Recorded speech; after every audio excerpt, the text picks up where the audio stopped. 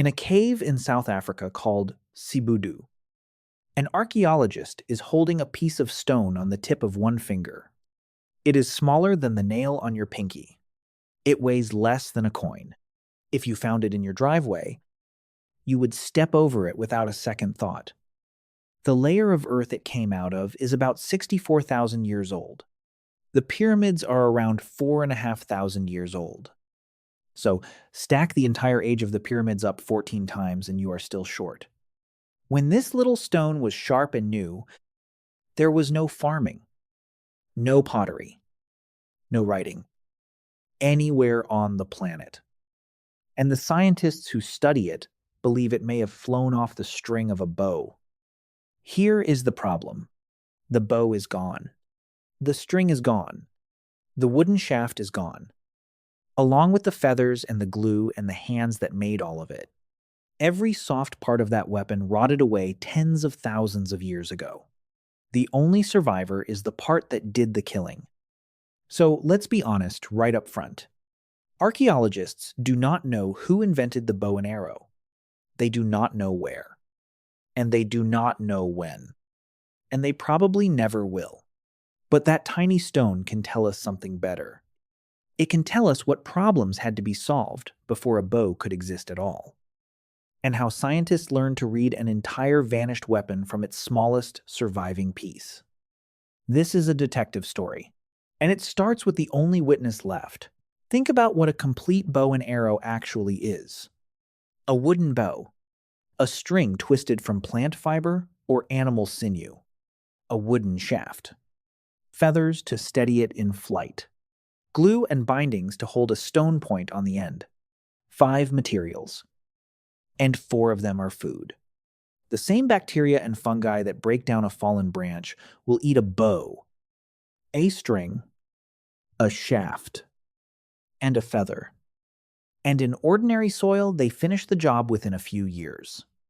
Out of the whole weapon system, the ground keeps one part. Stone survives. Everything that made the stone fly does not. That is why the search for the first bows is so strange. Nobody is looking for bows. They are looking for the shadow a bow leaves behind. At Sibudu, that shadow shows up in the shape of points that are simply too small. Hunters in Africa had been putting stone tips on spears for ages. And those spear points are hefty things, built to ride on a shaft as thick as your thumb. Then, in layers around 64,000 years old, researchers started finding something different. Tiny points worked from stone and bone, light enough to sit on a slender shaft, far too small to make sense on any spear. And the points were not the only clue.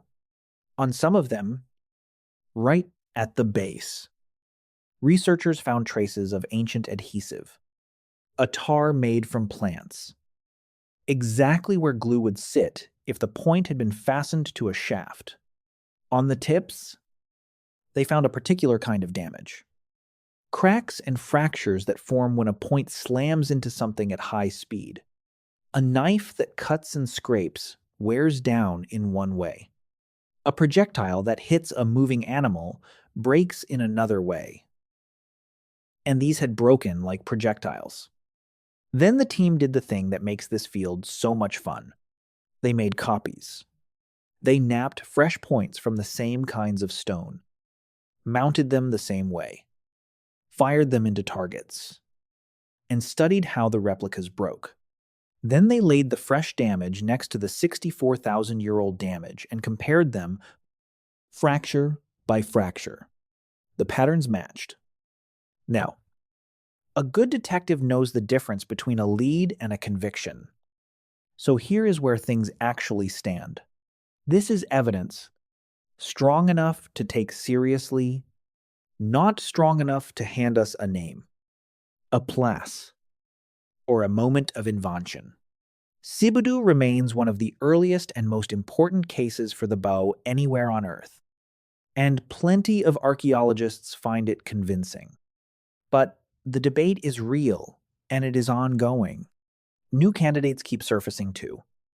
Researchers in Central Asia recently proposed that even older points, from a rock shelter in Uzbekistan.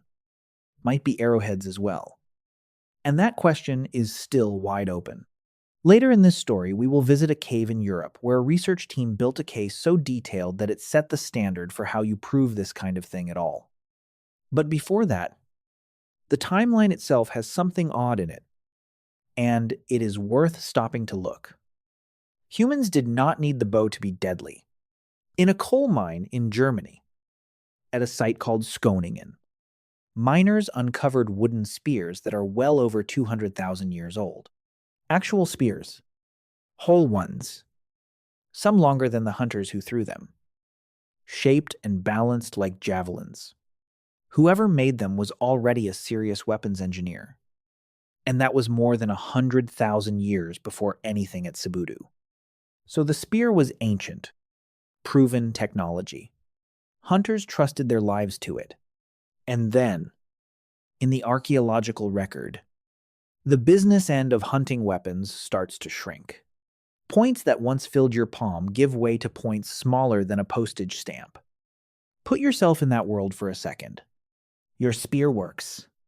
It has worked for thousands of generations. Why would anyone take the killing end of a weapon and make it tiny? Because the point did not shrink to become weaker. It shrank because something new was about to throw it. To see why the bow took so long to show up, try to build one. Thousands of generations of very smart people lived and died with spears in their hands. So whatever stood in the way, it was not a shortage of brains. It was a series of traps, and each one is easiest to see when something breaks.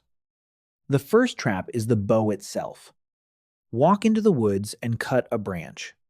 If it is thick and stiff, you have a club. Haul back on it with all your strength and it barely moves. And if you force it, it cracks. Usually on the second or third pull. Usually right when you trust it. So cut a springy green sapling instead. Now it bends beautifully. And when you let go, your arrow flops into the dirt a few steps away. A soft stick gives back nothing. What a hunter needs is wood that lives in the narrow space between those failures. Here is the whole machine in one sentence. A bow soaks up the slow pull of your arms and pays it all back in one violent snap. The maker who figured that out did not have a word for stored energy and did not need one. He needed to know that this tree shoots harder than that tree. And the tuition for that knowledge was hundreds of broken staves. And there is a cruel detail hiding inside the wood. Draw a bow in the back of it. The side facing away from you gets stretched. The belly, the side facing you, gets crushed. One piece of wood. Two opposite jobs at the same time. Pick the wrong side of the tree. Or leave one weak spot in the grain. And the bow tears itself apart in your hands. The second trap is the string. Say you found the right tree. Congratulations. Because now the string becomes the weakest link in your life. A bowstring has to do something that sounds backwards. It must not stretch. A stretchy string is a thief.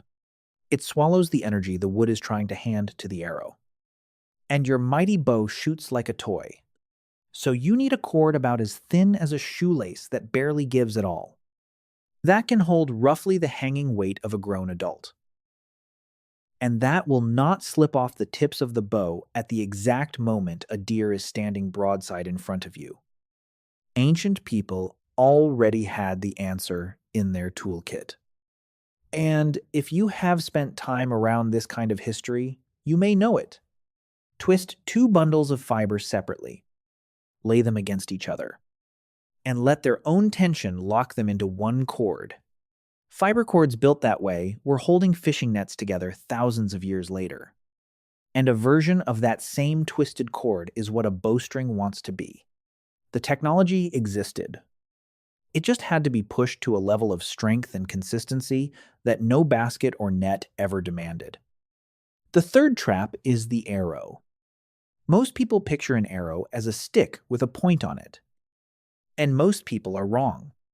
Give a hunter a perfect bow and a perfect string, and hand him a shaft cut straight off a bush, and watch what happens.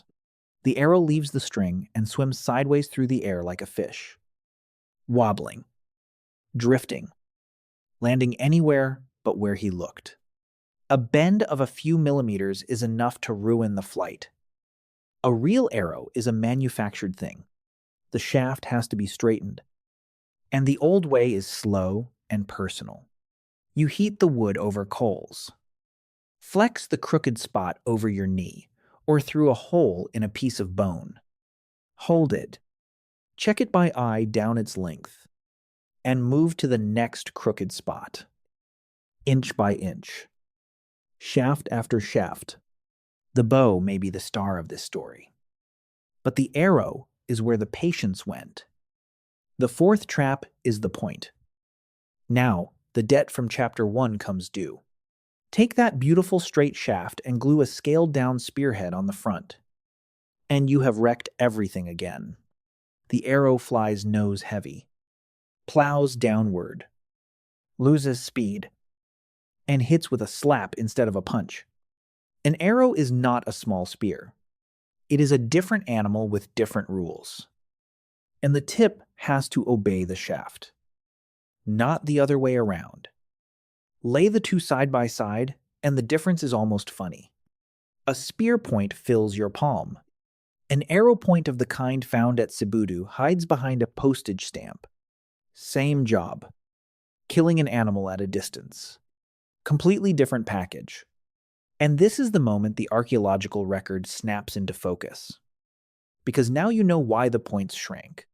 Those tiny stones are not a downgrade. They are the fingerprint of a launching machine. The little point is the shadow of the bow. The fifth trap is the one nobody sees coming. Because here is the meanest part of the whole project. You can fall into none of the first four traps and still fail. A strong bow, a tight string, a straight arrow, a light point. Each one excellent. And the shot still goes wrong. Because the parts do not agree with each other. An arrow bends as it leaves the bow. It has to. And the amount it bends has to match the power of that exact bow. Put a stiff arrow on a heavy bow, and it kicks off the string and veers wide. Put a soft, whippy arrow on that same bow, and it flexes like a noodle in midair and wanders off course. Modern archers fight this exact battle today when they buy arrows. And they fight it with charts and testing machines.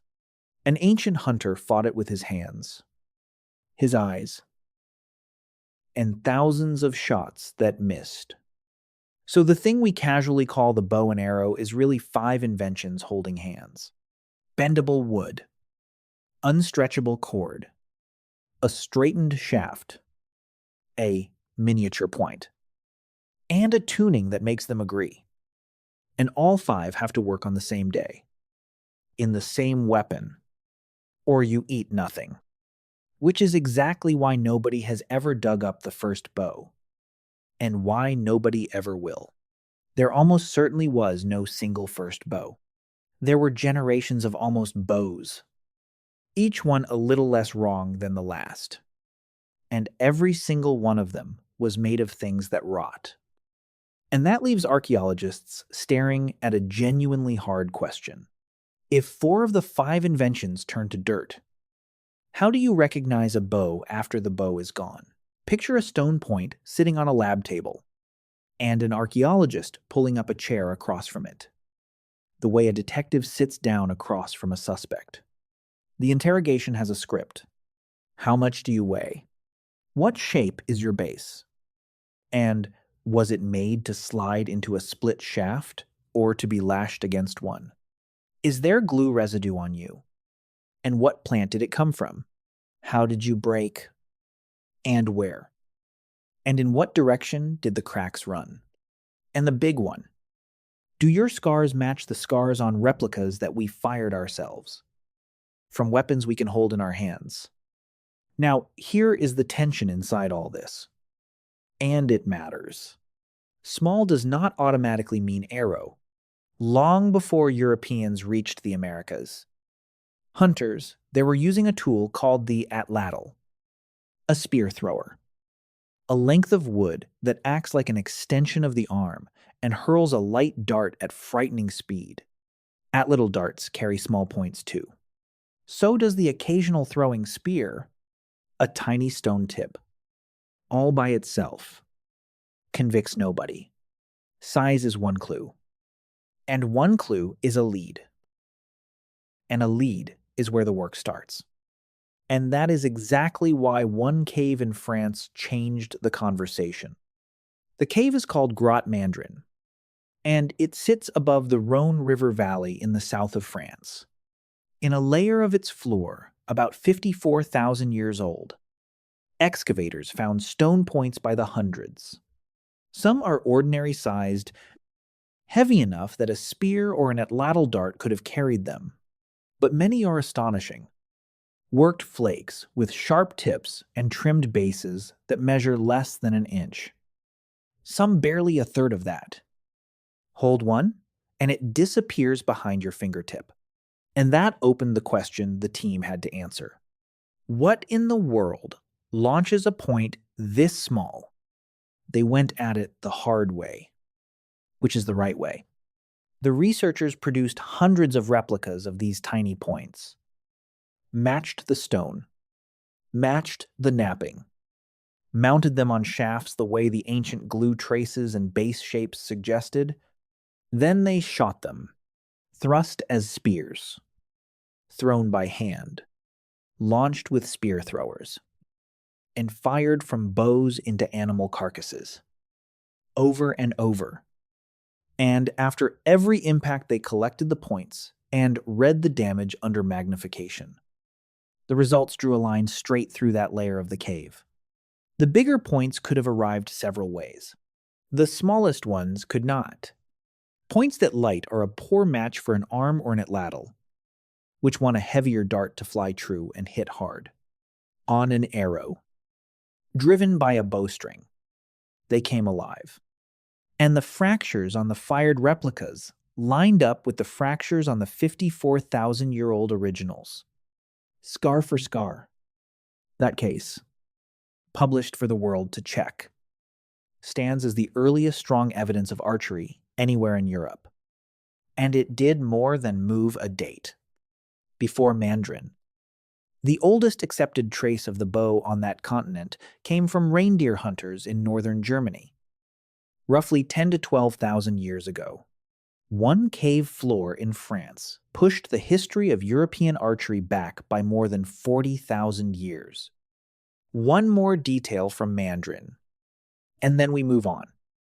Because this video is about the weapon and not the family tree. At the time those little points were made, the neighbors living in that same valley were Neanderthals, and the weapons found with them point to the old way of hunting.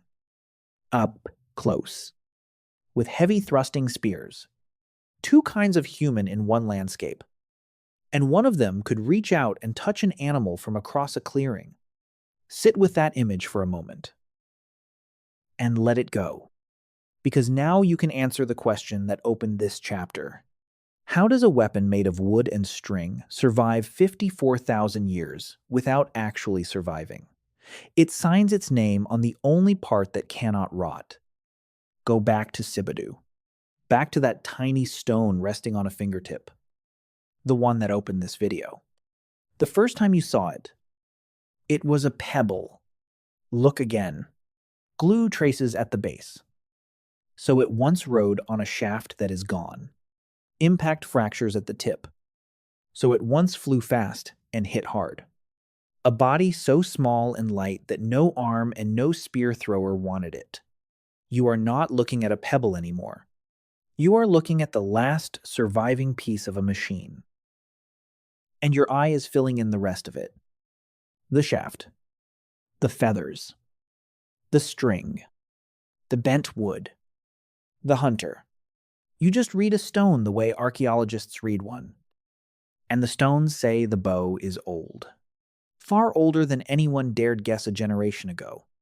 Which brings us to the question this whole video is named after. 5 technologies do not invent themselves overnight.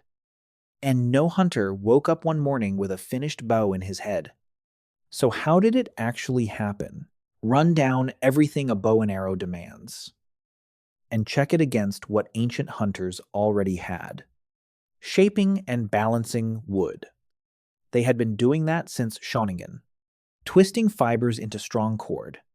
That skill reaches deep into the Ice Age. Gluing stone points onto wooden shafts. That craft, called hafting, was already ancient at Sibudu. Killing animals from a distance with a launched projectile. Spears and spear throwers had proven the idea for ages. Read that list again and notice what is missing. Nothing. Every component already existed, scattered across the daily life of people who made rope for one job and shaped wood for another and glued stone for a third. Nobody needed a new material or a new craft. Somebody needed to see that 5 old crafts could become one new thing. And the new thing did something genuinely new. The atlatl was already a clever machine. But at its heart, it is a longer arm. It spends your muscle the same instant you swing it. And however much power lives in that one motion, that is the ceiling. The bow broke that ceiling.